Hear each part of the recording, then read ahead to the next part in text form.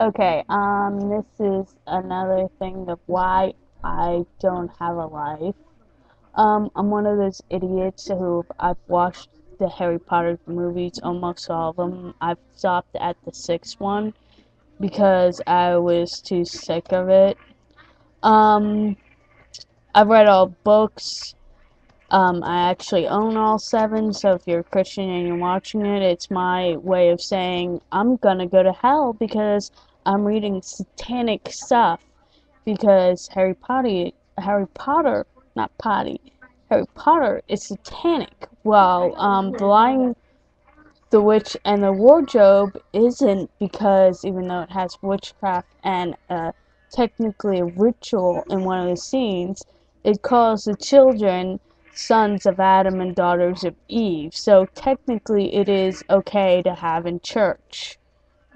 I'm not sure about that, but that's one thing I've noticed that the Harry Potters that do not have.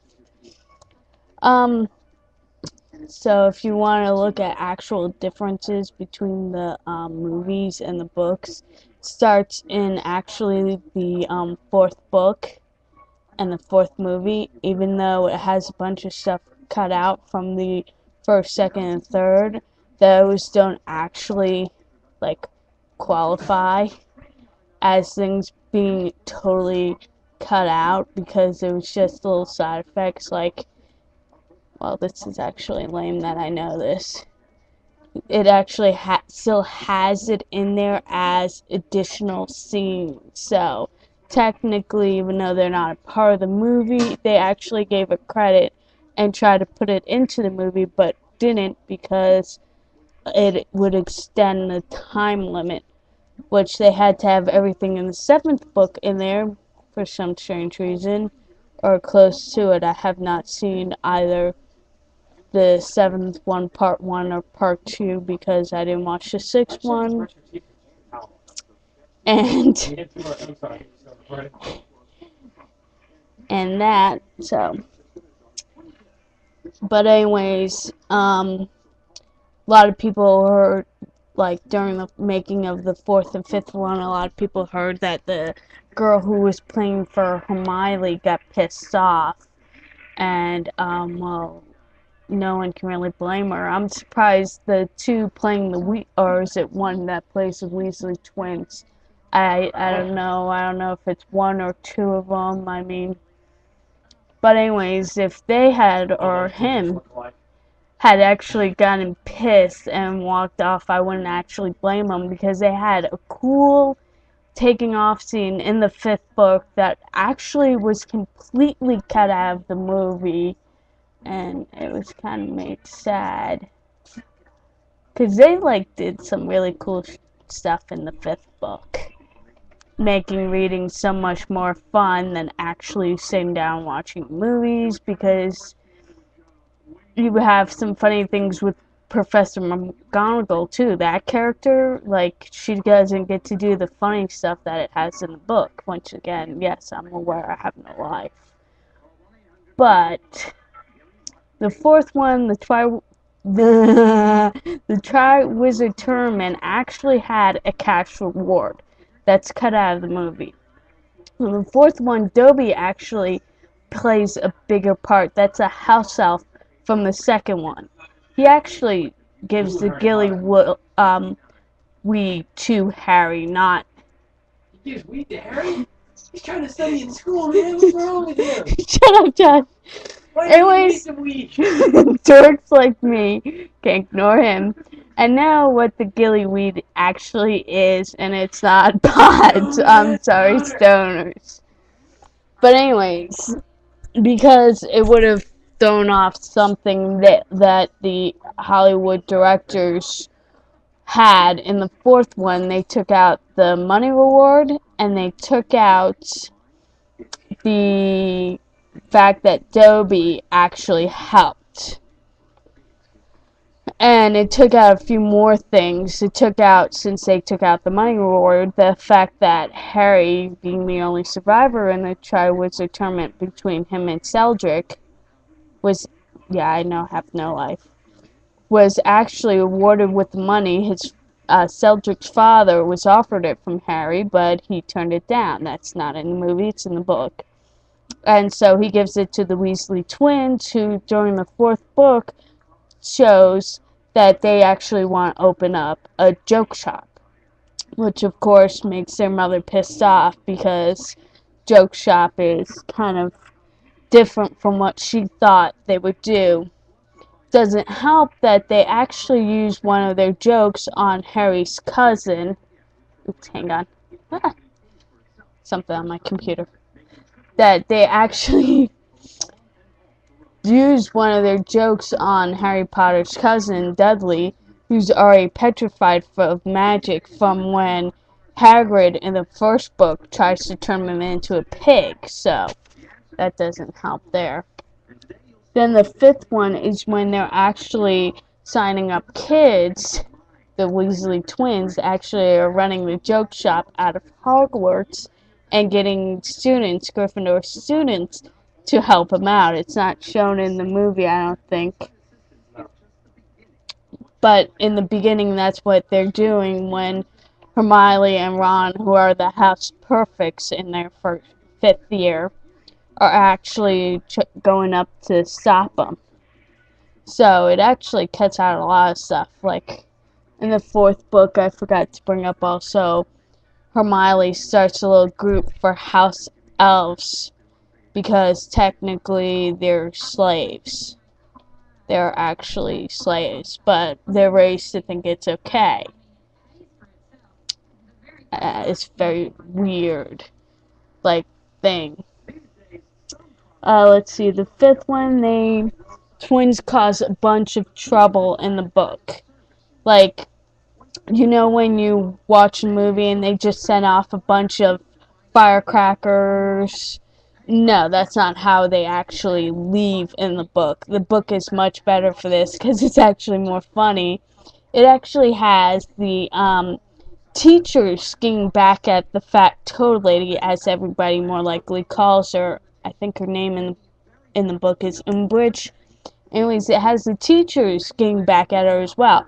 And everybody knows Professor McGonagall's, like, her character as, like, the strictest teacher. So I guess that's why they didn't even try to make this a scene in the movie. In the book, if you read it, before, like, a few chapters before she's stunned, she, yeah, she actually is walking by Peeves, the ghost that everybody hates, that, like, does a bunch of crap in the school, where Peeves is trying to unscrew this, like, chandelier. And Harry's, of course, walking by at the same time in the book, but going the opposite way, where he thinks he hears McGonagall whisper from the side of her mouth. It turns the other way. So it's funny because in the book, they actually find their own way to get back at the Ministry's teacher, because even though they can end the whole tricks the Weasley twins pull throughout the whole book, well, not the whole book, but a good check, like a portion of the book, they decide to go up to her, who's trying to use theories. And of course, you get the basic idea that they know who's doing it. Anyways, the Weasley twins leave by making a whole corridor actually a swamp, complete with the friggin' water, everything. The whole corridor is a swamp. So now Flinch, the Squib caretaker, has to take people back and forth across this one corridor on this plank of wood for like a month until they are able to undo the spell. And that's actually how they, like, before they leave, the Weasley twins. So that's how they were caught red-handed, is they're standing knee-deep in a new swamp corridor. And as a thing to them, the charms teacher, the little short midget charms teacher, leaves one brick as, like, the swamp. And yeah, I'm a nerd. Leave me alone. Leaves it as there, so every time he walks by that corridor, he can just look to that one brick and remember that whole time of the twins doing that. Yeah, I am kind of a loser because I know all this. In the sixth book, the reason why I stopped watching the movie pretty much 5 minutes into it is because in the book, Harry's not at a train station trying to get trying to get laid. In fact, he's actually at his house waiting for Dumbledore to show up to tell his aunt and uncle what's going to go on that year and all that. He's actually not trying to get laid. Of course, Hollywood had to make that little sex thing in there because he's a grown teenage boy, and if you don't want to try to get laid when you're at least 16, then you're gay, apparently. In the book, since it was made in England, yeah, she actually made it to where he was still more of a kid, even at age 16, because of the whole he got left with his parents, without his parents, his aunt and uncle. Now, there's two reasons why he's at the house. One, I think it's still to prove that in a way, he's a kid. Two, a woman wrote the book, so she doesn't really know what guys do at age 16, so whether they're actually doing that. No Englishmen are gay. And, so, like, I haven't seen the 17th one. Not the 17th, sorry. I meant the seventh movie, part one, because I was gonna watch it. I was gonna give the sixth movie another shot. Watch the seventh one, part one, and then I watched the preview for it, and I came to the realization that more likely, unless somebody dies when it comes to Harry Potter, they're not really gonna keep it the same as the book. So his poor little bird more likely died within 20 minutes of the movie on the seventh one, part one. So I was hoping that they would at least write in something surviving, even a friggin' bird. Yeah, I really have no life. And if you actually are still watching this after all that, then you might not have a life either, or you have a little more time on your hands than you originally thought. Because this is almost 13 minutes. And then my brother goes, "Oh, they care what you have to say." No, I said when they hear what you have to say. Yeah. Well, I'm one of the retards, like I said before. I actually like reading Harry Potter the book. I think it's funny. Alright, I think it's really funny. I like reading Playboy. I've actually read it like probably 7 times, but then again, I've also read a few books like The Nature of Balance. I forget who writes it. There's a book called The Patient's Eyes, and that's very good. It's kind of like a Sherlock Holmes book, but it doesn't say the person Sherlock Holmes. I forget how it goes. It's been a while before I read that. Obviously, there's a bunch of books out there. Okay, gotta stop wasting time and just actually end this.